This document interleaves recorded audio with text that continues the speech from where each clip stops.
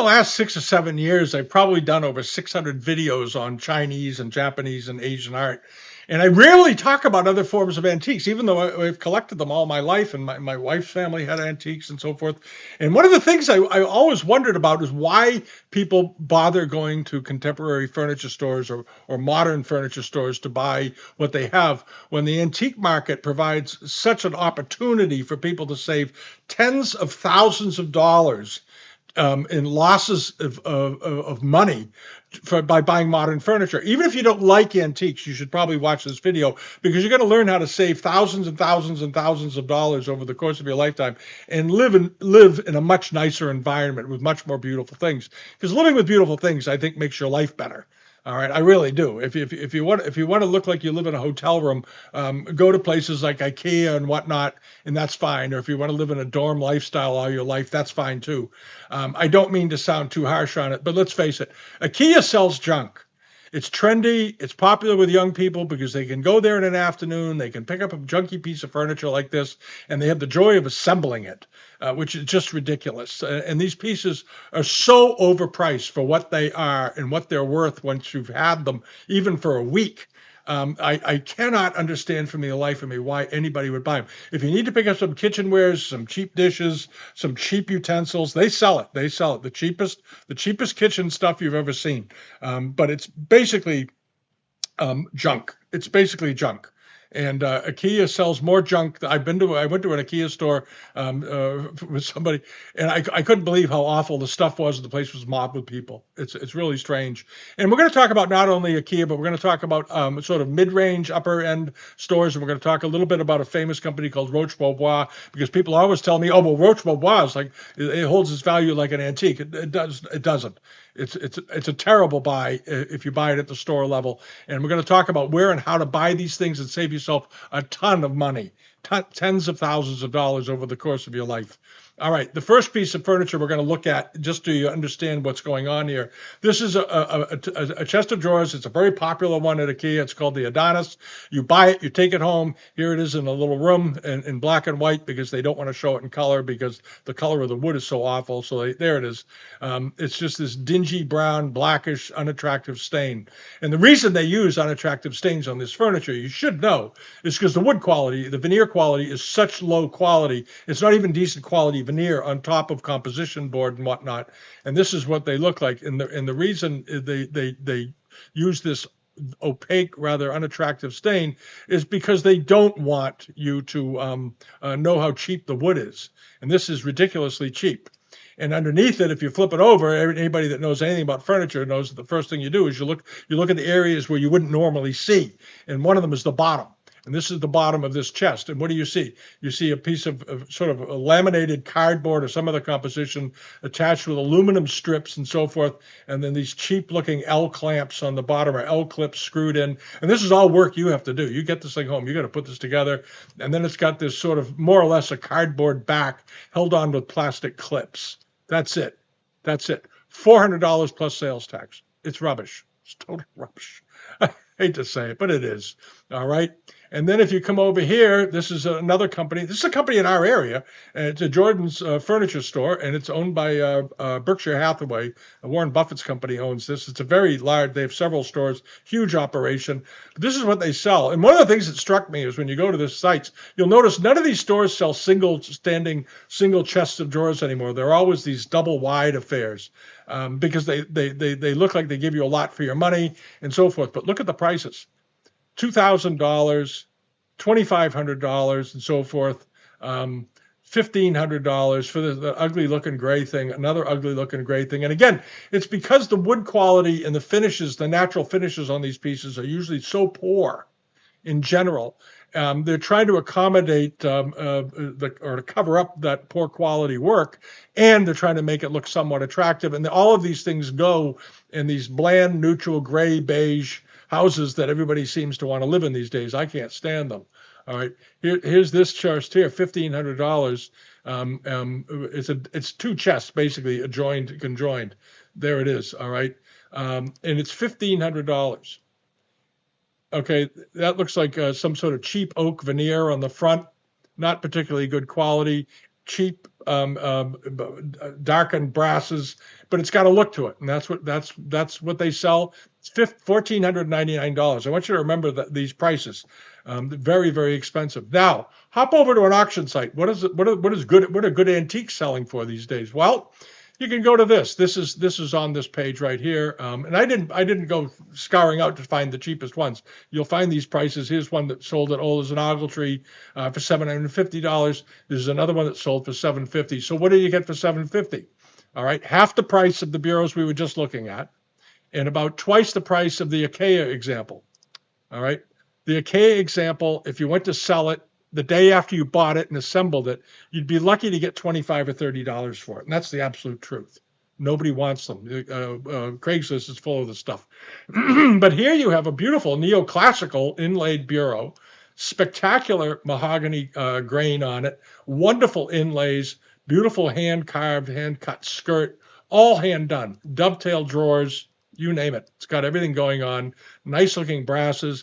There are the drawers. Those are hand-done drawers, hand-dovetailed, all handcrafted, made around 1790 to 1810, somewhere in there. $750 plus the buyer's premium. All right. And if you went to sell that in 10 or 15 years, you'd more than likely get your $750 back and probably good chance of doubling your money. All right, here's another chest. This is a Georgian walnut bureau, late 18th century, English.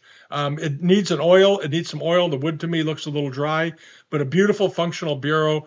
I love the drawboard here. They call these butler's chests sometimes. This is a slide you can pull out, and it serves as a desk to put things on, to write a note on, that kind of thing. And one of the features of this chest is this.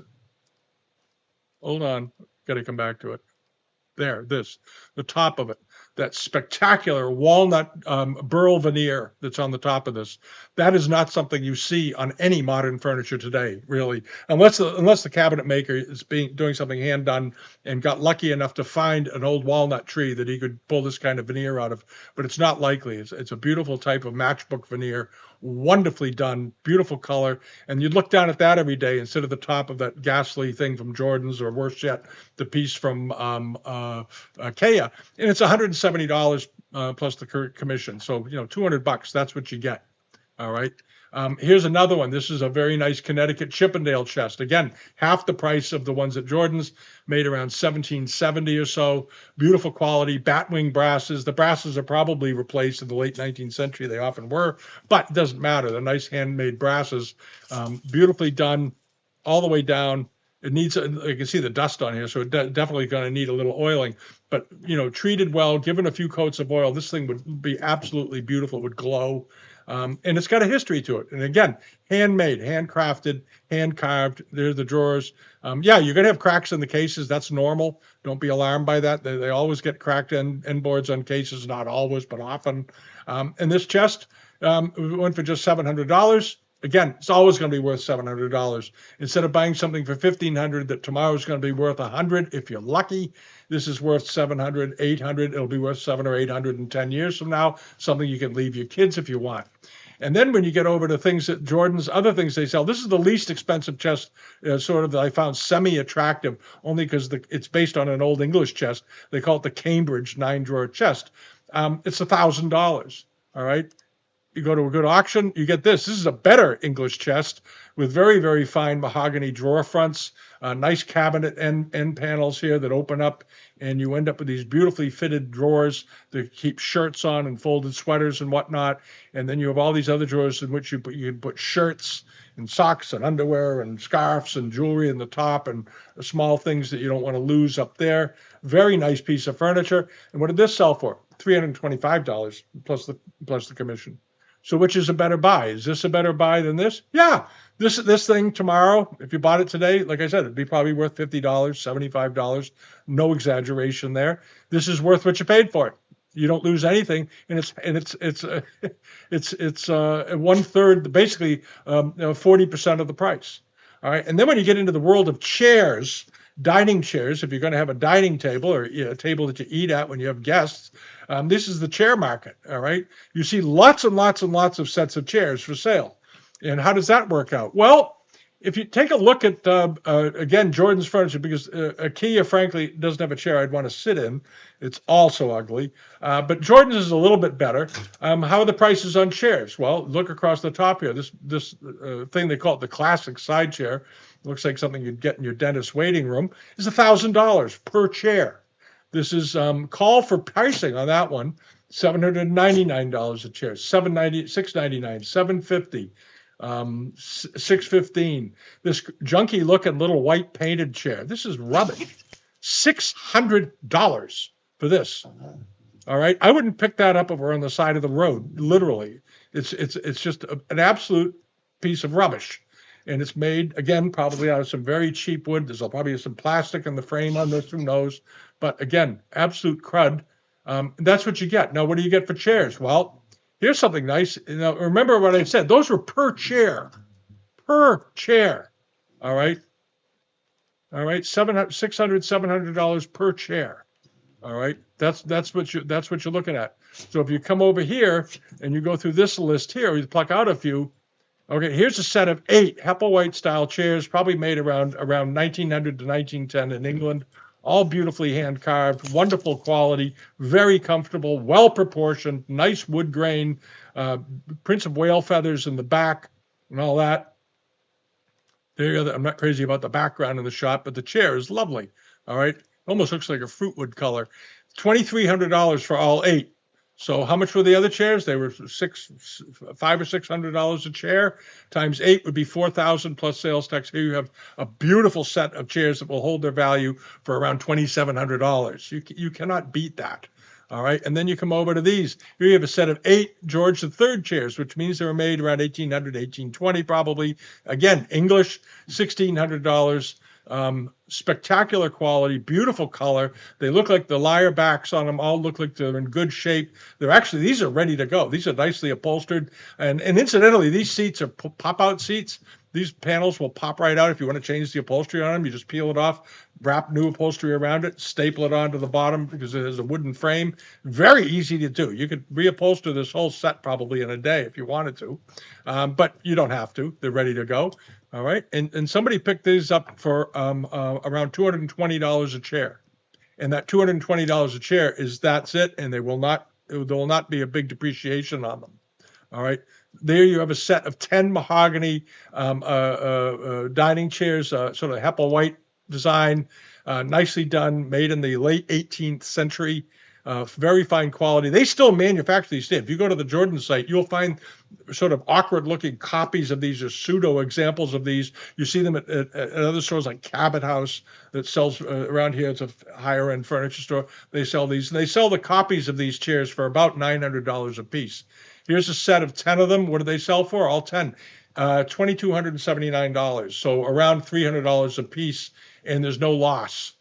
And the same thing goes for these. Set of 6 Hepplewhite chairs. These sold for just $448 at an auction up in Canada with these very nice, very comfortable saddle seats. These are really comfortable to sit in, and they're thickly upholstered, nicely done, beautiful condition. So somebody picked these up for less than $100 each.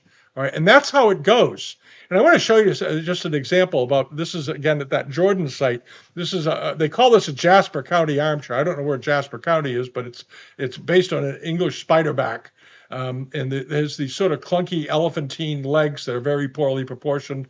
The seat is too thick. The armrests are poorly placed, and the backsplat looks silly with too much gap between the seat and the back. It's just a messed up looking chair. This is one of the most inexpensive chairs I could find. $275 a chair, and it's absolute rubbish. And it's painted because, again, junk wood. All right, here you have a set of 10 of these chairs. 10 Hepplewhite spiderbacks, probably made about 1900 to 1920. Nicely done, nice condition, ready to go. 10. How much are they a piece? About $50 a piece, call it, with the commissions. So $50 a piece or $275 a piece. Which one would you rather have? If you had guests coming to your home and you're entertaining, which one would you prefer? And these will not go down in value. This is it. You're never going to be able to buy a set of chairs for under $400. But here they are. That's a bargain. That's a sort of a guaranteed locked-in thing, and you end up with something much more elegant This looks like a chair you'd find, in the waiting area of a beauty shop. Not to knock people that run beauty shops, so don't text me some horrible message. But it's just an ugly looking chair. All right, and then you have this 10 mahogany spadefoot chairs. Two of these needed repairs, but you get 10 of them for $100. All right, I think I made the point here is that and if you want to get a real great set of antique chairs, these are very nice. These are six Hepplewhite chairs. All right, spectacular quality, beautiful, beautiful wood with these federal period swags going down. They're made around 1800. Very lovely. All right, how much did they sell for? All six of them. About $3,500 with the commissions by the time you're done. So what's that work out to? It works out to about $575 a chair. So these chairs are still less than the junk chairs at Jordan's, and certainly a better value than anything they have to offer, because these chairs will always have a market, and they're beautiful. And wouldn't you rather make your Christmas and holiday meals around a chair on chairs like that rather than the other? And these are upholstered and ready to go. These are all upholstered and ready to go, and they were absolutely beautiful. Even if you paid to reupholster them, it's a deal. All right, and then you hop over here because again, I've had people mention to me, well, Roche Bobois is a great buy. Really? Roche Bobois is a great buy? Only if you buy it at auction. All right, I can understand it. I can appreciate the design. It's a very fine, very well-known, long-established Parisian furniture company, design company. They made some great-looking things. They're often featured in high-end design and decorator magazines and that kind of thing. I'm not knocking the quality of the work, but what I'm saying is that Roche Bobois does no better in the secondary market than does Jordan's Furniture from Boston or Cabot House or any other big furniture store in general. They generally don't. They maintain a little bit more value, but for what you're paying, it's a screwing. Let's just call it for what it is. All right, these chairs are $2,130 each. They're just showing different sides of the chair, but each chair is $2,100. These are called the diners. They sell a lot of them at $2,100 a piece. So let's say you need a set of 8. How much is that going to cost you with sales tax? About $18,000 for a set of 8 of these. All right. Here's a set of 8 that sold at an auction, and these have the custom fabric on them, the red fabric, which is, I believe, more expensive. Sold for about $4,000 for all 8. So how much does that work out to? About $500 a chair. $500 a chair or $2,000 a chair plus sales, about a little more than that. These are obviously a much better buy. And here's a set of let's see, this was a set of 10 with the standard store fabric on them, this brown fabric, like you saw in this listing here. This is the standard fabric. All right. All 10 of them sold a couple of years ago for about $350, $320 a chair. You pay an extra $100 to the upholstery change. Here you have them. It's sort of a dark blue. It looks like brown, but it's actually dark blue.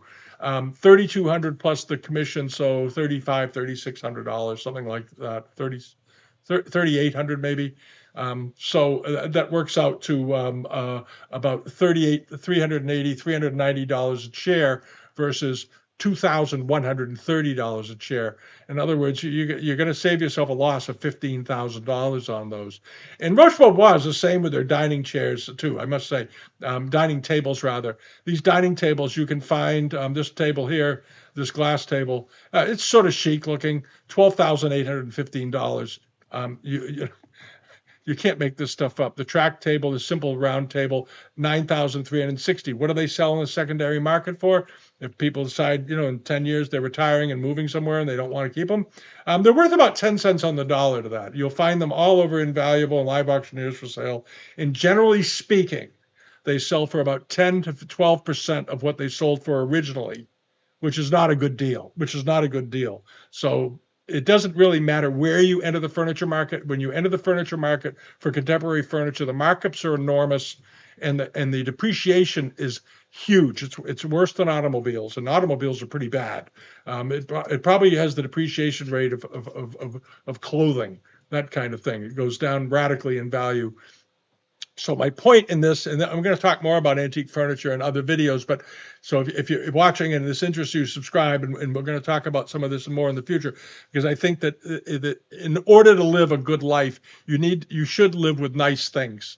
Your house should not look like a Hyatt Regency hotel lobby. Your house should have a reflection of you. You should take the time, be patient. One of the reasons these furniture stores are able to sell so much of this stuff is simply because people aren't patient enough to wait for it. They're not patient enough to go out, husband and wife go out as a couple, and have the fun of going to an auction, going to visit antique shops. You can do very well with antique dealers too that have nice shops that have been around for a while because they know the market too, and they tend to buy wisely these days.